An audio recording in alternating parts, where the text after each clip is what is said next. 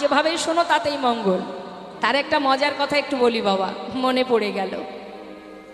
খুবই সুন্দর কিন্তু খুব শিক্ষামূলক কথা। নাম শুনলে যে কতটা মঙ্গল হয় দেখবেন, তারই একটা ছোট্ট দৃষ্টান্ত আপনাদের একটু শোনাই।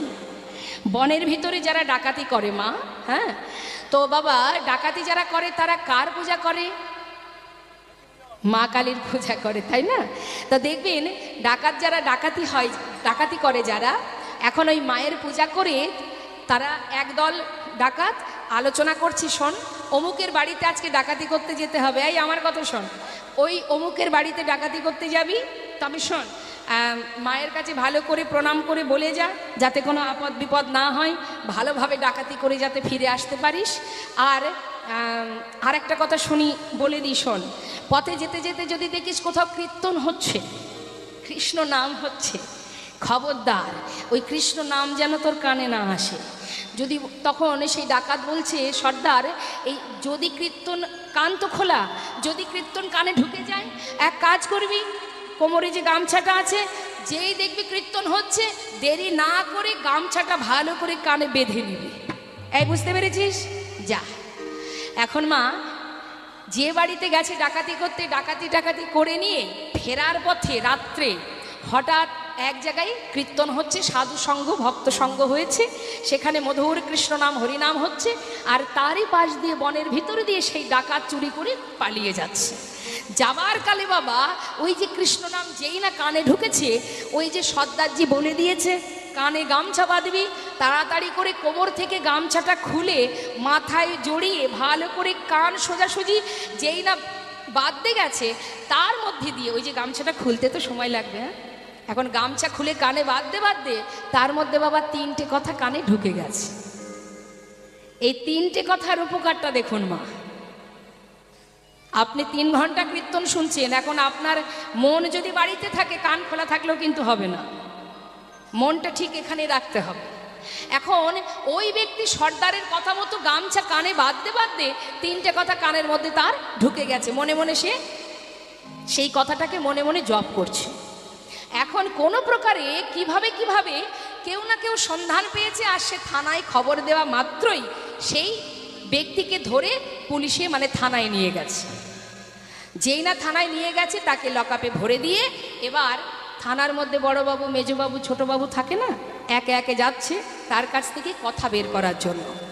এখন ভেতরে গিয়ে বড়বাবু যিনি, তিনি গিয়ে তাকে ধরেছে, এদিকে আয়। আর সঙ্গে কে ছিল বল, এই বল তোর সঙ্গে আর কে ছিল, বল বল, কোথা থেকে ডাকাতি করে এসেছিস? কিরে বলবি না? হাতে কিন্তু চাবুক আছে, লাঠি আছে মা। হ্যাঁ, এবার মারছে আর জিজ্ঞাসা করছে, বল আর সবাই কোথায় আছে বল।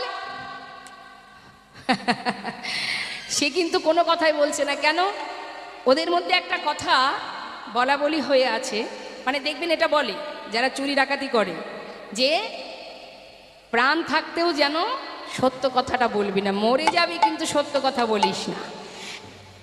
কিন্তু তাকে যত মারছে সে কিন্তু কোনো কথাই বলছে না। তখন বড়বাবু মারতে মারতে এতটাই ক্লান্ত হয়ে গেছে বাবা, সে হাঁপিয়ে উঠেছে। এখন মেজবাবু বলছে, আপনি বেরিয়ে আসুন, আমি দেখছি ওর কি করা যায়। এখন বড়বাবু পরাজিত হলেন। এবার মেজবাবু চিন্তা করছে, ওকে মারধর দিয়ে কথা বের করা যাবে না, কলা কৌশলে ওকে ওর কাছ থেকে কথা বের করতে হবে। কি কৌশল করা যায়? না, যারা ডাকাত হয় তারা তো মায়ের পূজা করে, অর্থাৎ আমি যদি মা কালী সেজে যাই ওর কাছে, তাহলে ওর কাছ থেকে কথা বের করতে পারবো। এখন থানার মেজবাবু কি করেছে, নিজেকে কালী সাজিয়েছে, কাঁঠাল পাতা দিয়ে জিভ করেছে, সুন্দর করে লম্বা চুল মাথায় দিয়ে গায়ের রং কালো করে ধীরে ধীরে একেবারে ওই ডাকাতের পিছনে গিয়ে দাঁড়িয়েছে। পিছনে দাঁড়িয়ে গিয়ে ডাকছে মেজবাবু, পিছন থেকে ডাকছে, ভক্ত, বৎস, কে? আমি তোর মা রে। মা? মা তুমি? হ্যাঁ, তুই বিপদে পড়েছিস, আমাকে স্মরণ করে এসেছিস, তোকে রক্ষা করা তো আমার দায়িত্ব। তা বাবা, কিরে তোর বন্ধুগুলো গেল কোথায়? এখন সে চিন্তা করছে, মা মা এসেছে আমার সঙ্গে, আমারই কাছে মা আছে। মা তুমি আমায় বাঁচালে, মা মা গো উদ্ধার করো, আমায় মুক্তি দাও মা, আমাকে এখান থেকে নিয়ে যাও, যেভাবে হোক আমাকে বাঁচাও মা, আমি বিপদে পড়ে গেছি। মা বলছে, ওরে আমি তো বাঁচাতেই এসেছি তোকে। বাবা একটু বল ওরা কোথায় আছে, সেখানেই তো তোকে নিয়ে যাব, কোথায় আছে ওরা? সে মনে মনে চিন্তা করছে, কি ব্যাপার, তারা কোথায় আছে? মা তো অন্তর্যামী, মা তো অন্তরে সবই জানে, কিন্তু তারা কোথায় আছে এ কথাটা মা বারবার কেন জিজ্ঞাসা করছে? হ্যাঁ, মা কি আমার দলের নাকি পুলিশের দলের লোক? মা, ও মা, তুমি কেন আমাকে জিজ্ঞাসা করছো যে আমার বন্ধুরা কোথায় আছে? বলো মা, তুমি কি আমার দলের লোক না ওদের দলের লোক? আরে বাবা, আমি তো তোরই লোক রে, তুই শুধু বল যে তোর বন্ধুরা সব আছে কোথায়, আমি সেখানেই তো তোকে নিয়ে যাব। বারবার মা যখন জিজ্ঞাসা করছে তোর বন্ধুরা কোথায়, তখন না তার মনের মধ্যে সন্দেহ জেগে গেছে। চুপচাপ দাঁড়িয়ে চিন্তা করছে যে বারবার কেন মা এমন কথাটা বলছে। মা তো সবই জানে, কিন্তু মা জিজ্ঞাসা করছে কেন? হঠাৎ কিন্তু বাবা ওই কীর্তনে 3টে কথা যে কানে ঢুকে গিয়েছিল মা, ওই 3টে কথা তার মনে পড়ে গেছে। কি কথা না, কীর্তনে ওই কীর্তনিয়া হোক বা ভাগবত পাঠক, তিনি পাঠের মধ্যে বলছেন যে যারা দেবদেবী হয় তারা কখনো মাটিতে পা রাখে না। যেই না এই কথাটা যে শুনেছে কীর্তন, সেই কথাটা মনে পড়ে গেছে। তাই তো ওই কীর্তনিয়া বলেছিল দেবদেবীরা কখনো মাটিতে পা রাখে না। দেখি তো, এ যদি মাই হবে নিশ্চয় মাটিতে পা থাকবে না। সঙ্গে সঙ্গে আর চোখে তাকিয়ে দেখছে, হ্যাঁ বেশ পা দুটো মাটিতেই আছে। আর একটা কথা কি, যে কখনো দেবদেবীদের চোখের পলক পড়ে না। দেখি তো চোখের পলক পড়ছে কি না। দেখছে, হ্যাঁ সেটাও পড়ছে। তাহলে তাহলে এ তো মা নয়, এটা তো মা নয়। আর একটা কথা হলো, কখনো দেবদেবীদের অঙ্গের ছায়া মাটিতে পড়ে না। হঠাৎ দেখছে কি যে লম্বা একটা ছায়া পড়ে আছে। যেই না দেখেছে 3টে কথাই কাজে লেগে গেছে। ওই 3টে কথা অনুযায়ী দেখছি যে না, এর তো কোনো মিল নেই, তাহলে এ তো আমার লোক নয়, এ তো নিশ্চয়ই এই পুলিশের লোক। তার মানে মা তখন কিন্তু সে আর মুখ খোলেনি। এখান থেকে এই দৃষ্টান্তটা দেওয়ার এটাই কারণ যে কীর্তন যেভাবেই শোনো, হেলায় বা শ্রদ্ধায় যেবা নাম লয়, ক্রমে ক্রমে কৃষ্ণ ভক্তির হয় উপচয়। কৃষ্ণ গালি দিতে যদি কেউ করে কৃষ্ণ নাম উচ্চারণ, সেই সে নাম হয় তার মুক্তিরও কারণ।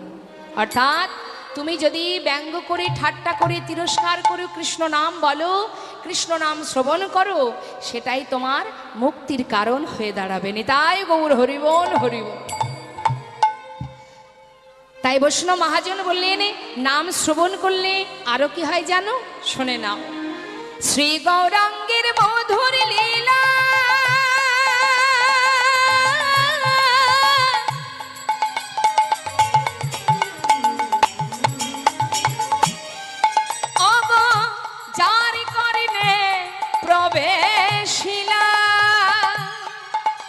আমার শ্রী গৌরাঙ্গের মধুর লীলা,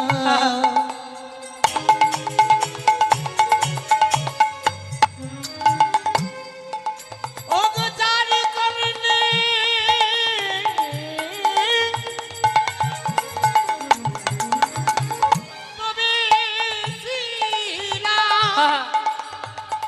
কৃষ্ণ নাম যার কর্ণে প্রবেশ করবে, তার অবস্থা কি হবে? এই হৃদয় থেকে অহংকার দূরীভূত হবে। আহা, হৃদয় নির্মল ভেলতা, হৃদয় নির্মল ভেলতা, অজ্ঞানাধার যাই গো দূরে,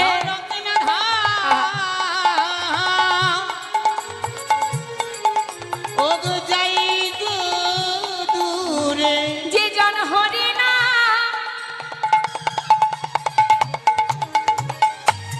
হরিব শ্রবণ করে,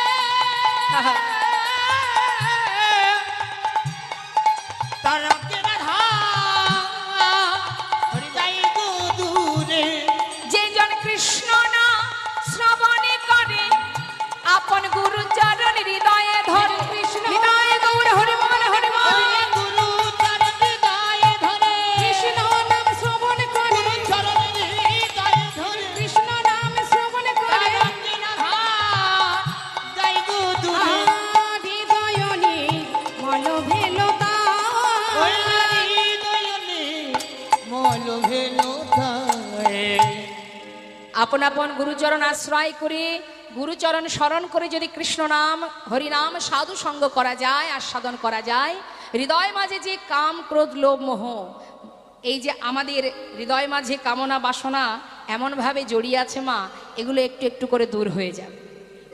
তবেই আমরা জানতে পারবো আমরা কে, আমাদের আসল পরিচয় কি, কি আমাদের করণীয়, কি বা করে চলেছি। তাই আজ মহাজন বললেন শুধু তাই নয়, যদি শ্রবণ করে অজ্ঞানতার অন্ধকার দূরীভূত হয়। হরে কৃষ্ণ। সবাই কিন্তু আমরা অজ্ঞানতার অন্ধকারে ডুবে আছি, সবাই আমরা মায়ার বালিশ মাথায় দিয়ে ঘুমাচ্ছি, তাই তো? আমরা আসবার সময় ভগবানকে কথা দিয়েছিলাম যে তুমি পাঠাচ্ছ, তুমি ছাড়া আমাদের জীবনে আর কেউ থাকবে না। কিন্তু এখানে এসে কি হলো, মায়া এমনভাবে আষ্টে পিষ্টে ধরলো আমাদের, আমরা ভগবানের দাস না হয়ে প্রত্যেকেই মায়ার দাস হয়ে বসে আছি। সন্তান আমার, স্বামী আমার, এটা আমার, ওটা আমার, আমার আমার করো বুঝিতে না পারো, আমাতে কি আছে রতন, কোন শক্তি বলে বেড়াই চলি বলে কিসের অভাবে হয় দেহ পতন। দেহের মাঝে আছে প্রাণেরই সঞ্চার, তাহাতেই বলি আমার আমার, প্রাণ গেলে হবে সবাকার সব নেশারি স্বপন। কি গো মা, দেহ থেকে কখন প্রাণ পাখিটা চলে যাবে কেউ জানে? হ্যাঁ, আমি মানে কি? আমি মানে এই সূক্ষ্ম আত্মা, আমি মানে এই দেহটা নয়। হরে কৃষ্ণ। এই দেহটার প্রতি আমাদের অনেক যত্ন, তাই না? ঠিক ঠিক টাইমে ঘুমাতে হবে, ঠিক টাইমে খেতে হবে, ঠিক টাইমে শরীরের প্রতি লক্ষ্য না থাকলে শরীর খারাপ হবে। এত যত্ন যার প্রতি আপনাদের, তাকে কি আদৌ ধরে রাখতে পারছেন? রোগ ব্যাধি কি আমাদের হচ্ছে না? ধরে রাখার ক্ষমতা আমাদের নেই। যিনি দিয়েছিলেন সুন্দর দেহটা কৃষ্ণ ভজন করবার জন্য দিয়েছিলেন, সময় যখন হবে আবার কিন্তু এই দেহ ছেড়ে আমাদেরকে এই পোশাক ছেড়ে চলে যেতে হবে। অঙ্গের পোশাক যেমন পুরনো হয়ে গেলে ফেলে দিই, আমাদের দেহটাও একটা পোশাক। লাইটটা অফ করবেন না, লাইটটা জ্বালান। আমি যদি দেখতে না পাই কথা বলবো কার সঙ্গে? এটা তো ফাংশনের স্টেজ নয়।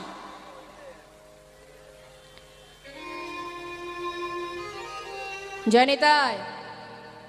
আর অন্ধকার করে দিলে খুব সমস্যা, বিশেষ করে মায়েদের দিকে। লাইটটা জ্বালিয়ে দিন। তাহলে আমাদের দেহটা হচ্ছে একটা পোশাক, আর আমি অর্থাৎ আত্মা। মায়েরা একটু মন দেবেন, এইদিকে লাইট যা করে করুক, এইদিকে তাকান। আমি মানে আত্মা। এই যে আপনারা আমাকে ডেকেছেন, আমি আপনাদের সামনে দাঁড়িয়ে কথা বলছি, আমি মানে কি? কথা বলার শক্তিটা এখনো আছে তাই বলছি। অর্থাৎ যেটা প্রাণ পাখি সূক্ষ্ম আত্মা, সে যদি চলে যায় আমার দেহটা থাকবে, কিন্তু আমি কিন্তু আর থাকবো না। তাই সেটাই হলো আমি, দেহটা আমি নই।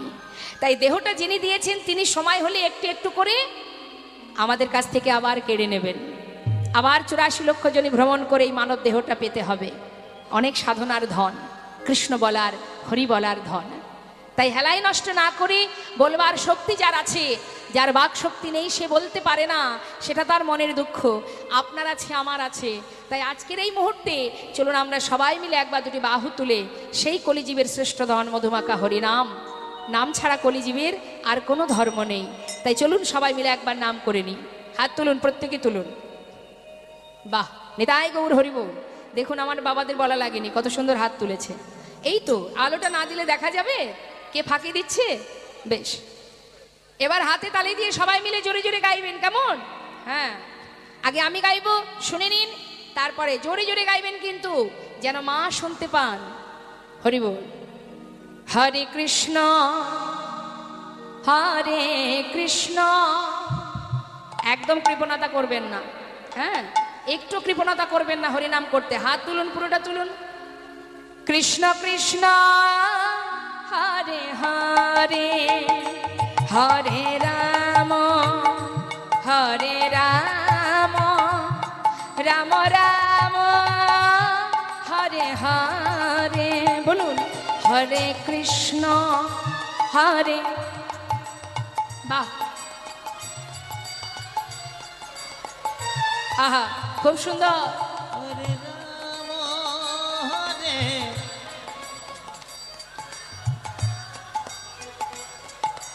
বাবা, তালে তালে একসঙ্গে গাইবেন।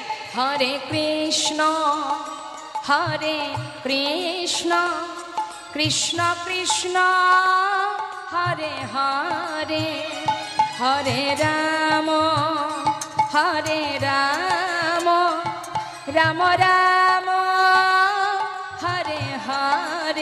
শুনুন। হরে কৃষ্ণ বাবা,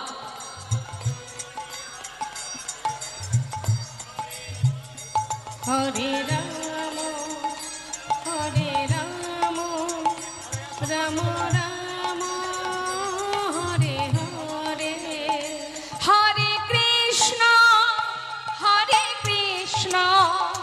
কৃষ্ণ কৃষ্ণ হরে হরে, হরে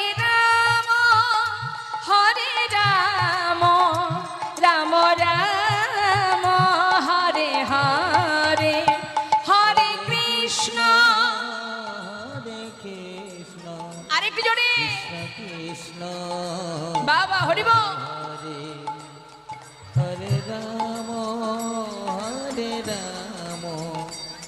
রাম রাম হরে হরে, হরে কৃষ্ণ হরে কৃষ্ণ কৃষ্ণ কৃষ্ণ হরে হরে, হরে রাম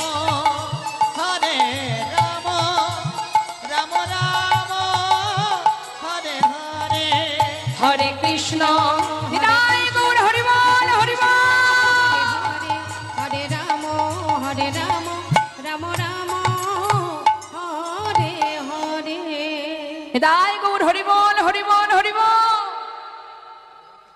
আজ নদিয়ার চাঁদ গৌর সুন্দর বৈষ্ণব মহাজন বললেন, তিনি জীবের হাতে ধরে পায়ে ধরে হরিনাম প্রচার করেছেন। হে জীব,